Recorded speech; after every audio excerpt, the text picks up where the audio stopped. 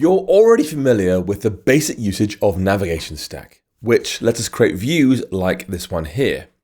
We could say, let's say a navigation stack with text, hello world, and then nav title of primary, like so.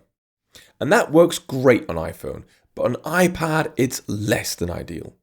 There we have much bigger screens to work with. That is 12.9-inch iPad Pro. You end up with this screen where there's this huge empty space on here. It's a poor use of space. And it also creates quite a jarring experience when new views slide all the way across the screen. In these situations, it's a better idea to use a different view for navigation called Navigation Split View. This lets us specify either 2 or 3 columns to show side by side, and iPadOS takes care of showing or hiding them at the right times, depending on the exact configuration of the device. Let's try it with some simple code here.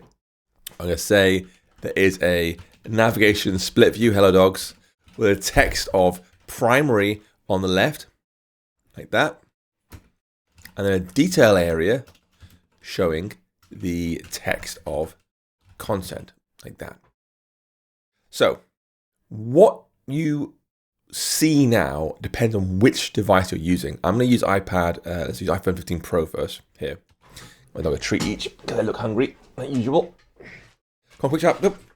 1, 2, good dogs. So on iPhone, I'm just seeing primary, okay? I'm not seeing content at all, just the word primary. I can go to landscape mode. It's the same thing either way around. If you try a large device, you see something different. It's interesting here. Let's go back to our iPad again and then press Command R. And what you see here depends on orientation and also whether you have other apps running. So here I have primary and content side by side. I'm in landscape mode in iPad Pro. This button here on the leading edge of the primary screen lets us toggle whether that sidebar is showing or not. So I can bring it in or out freely. In portrait mode, now the sidebar is just gone by default. When I bring it out, it kind of slides over the content, dimming it slightly. When I'm going to tap on the content again, it gets rid of the primary completely. So it's kind of just temporary here. Now iPadOS does 2 very clever things here. First, regardless of device orientation, you will see this button happening for you up here in the navigation area, so users can choose what layout they want at any given time. But second, when you activate multitasking, when you press these buttons up here and then bring up a different app, for example, let's say I'm going to do split view with Safari. Boom. Now it knows the space available is now less on the side here.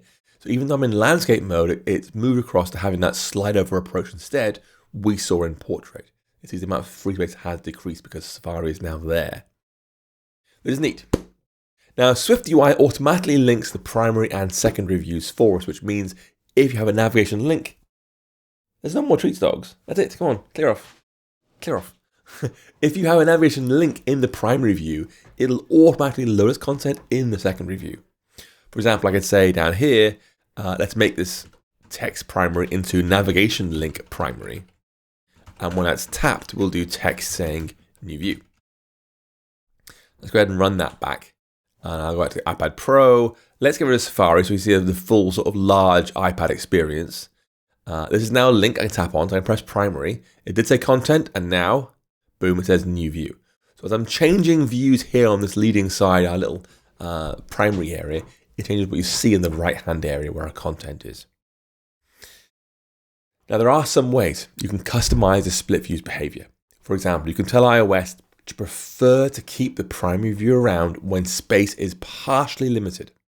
To do that, we're going to, in our initializer here for the split view, we're going to say that column visibility, enter, give me all the junk please, is .constant.all, like that. And then we'll add a modifier, which is navigation split view style .balanced.